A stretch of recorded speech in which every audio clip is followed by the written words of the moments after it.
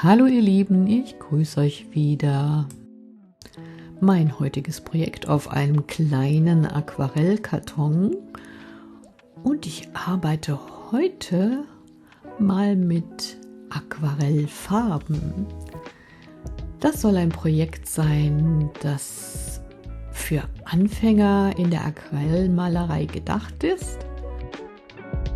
Weil ich nass in nass arbeiten möchte, werde ich das Papier gleich auf meiner Unterlage befestigen. Mit diesem Nassklebeband, das hat eine gummierte Seite und das befestigt das Papier sehr stabil auf meiner Plexiglasplatte. Ihr könnt das aber auch auf einem Holzbrett machen. Ich arbeite heute, wie gesagt, nass in nass und dieses Papier möchte ich vor dem Aufziehen nässen. Das heißt, ich halte es einmal unter den Wasserhahn und lasse es von beiden Seiten gut wässern. Ihr seht hier, es glänzt, es ist voll Wasser gesogen. Das lege ich auf meine Unterlage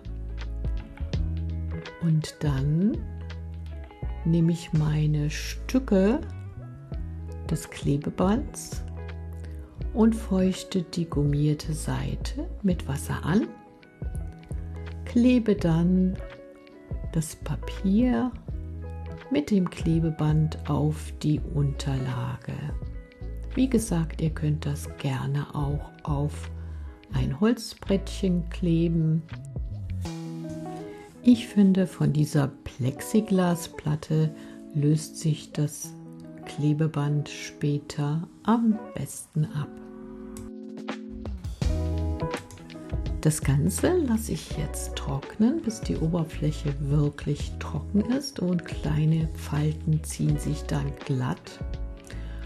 Nach dem Trocknen befeuchte ich eine Fläche innerhalb des Blattes mit Wasser und in dieser Fläche möchte ich dann nass in nass arbeiten.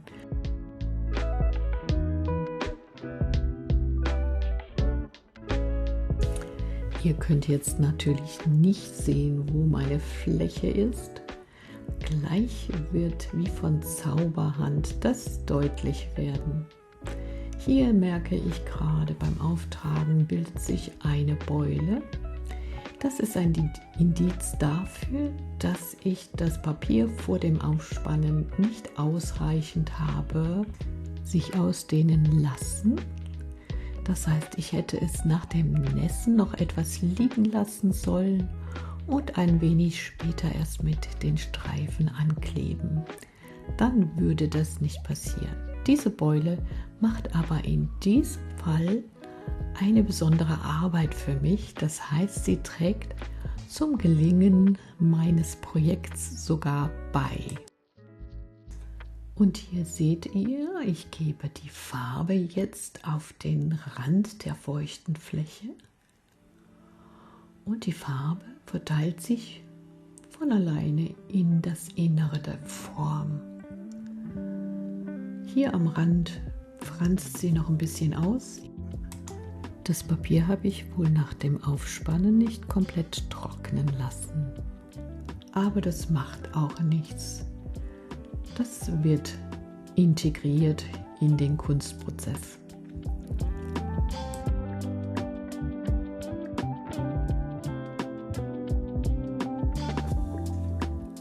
Ja, an einigen Stellen kann ich dann noch mehr Aquarellfarbe hinzufügen, damit die Stellen dunkler werden.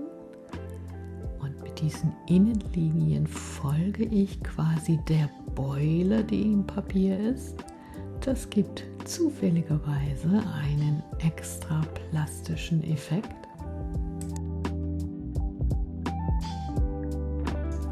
Ihr werdet sicherlich nicht so eine Beule in eurem Versuch haben. Da werden vielleicht andere Zufälle entstehen, aber ich glaube, es ist schön, diese dann anzunehmen und einfach etwas daraus zu machen.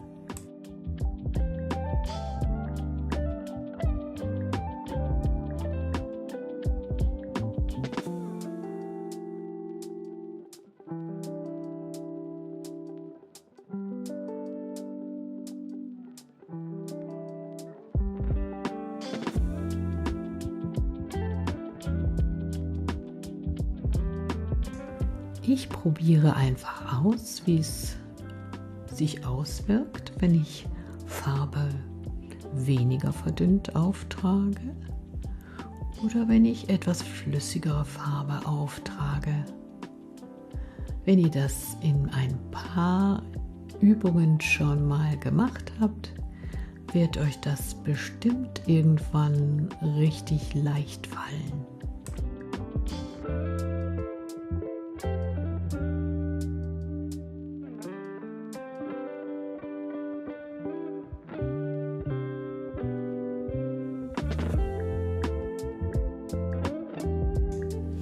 Die Kunst des Nass-in-Nass-Mals ist natürlich auch, mit den Zufällen zu leben, die sich beim Verteilen der Pigmente in den Wasserpfützen ergeben. Das ist aber auch ein bisschen abhängig von der Erfahrung. Je mehr man das übt, desto eher kann man voraussagen, was passieren wird. Hier seht ihr eine weitere Technik. Die nassen Flächen kann ich wieder mit einem gut ausgedrückten Pinsel bestreichen und dadurch saugt der Pinsel flüssige Farbe wieder vom Papier. Es entstehen hellere Stellen. Ich kann auch dort, wo zu viel Wasser ist, Wasser entfernen. Und das ist eine weitere Möglichkeit für die Modulation.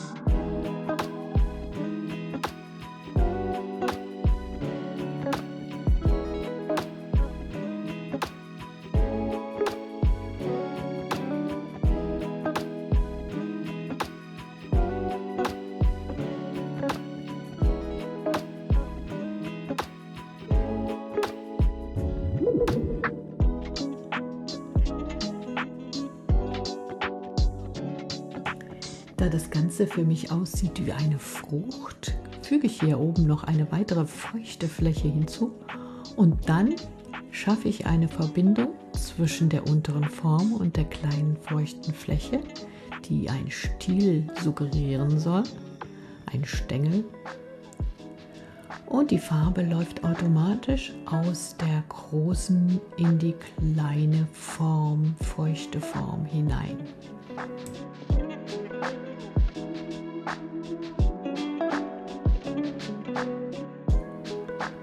Jetzt füge ich mit einem feinen Pinsel noch Spuren von Braun, das ist ein Van Dyck Braun, an einigen Stellen hinzu.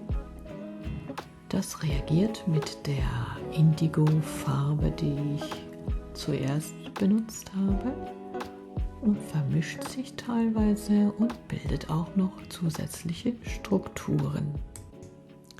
Dann habe ich das Ganze erst einmal vollkommen trocknen lassen, um mit weiteren Aufträgen dann Schatten einzufügen, die Form etwas plastischer zu machen.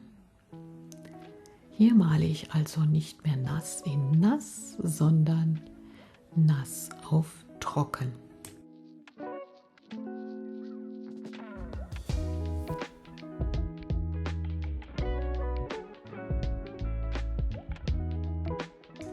Hier nochmal meine kleine Übung aus der Nähe. Ihr seht auch, nach dem Trocknen wird das Ganze immer ein klein wenig heller. Das ist genau andersherum als bei der Acrylfarbe. Aquarellfarbe hält beim Trocknen auf. Diese kleine Übung hat euch hoffentlich ein Gefühl für die Aquarellfarbe gegeben. Vielleicht mache ich noch ein paar Vorschläge demnächst. Wir sehen uns vielleicht. Tschüss!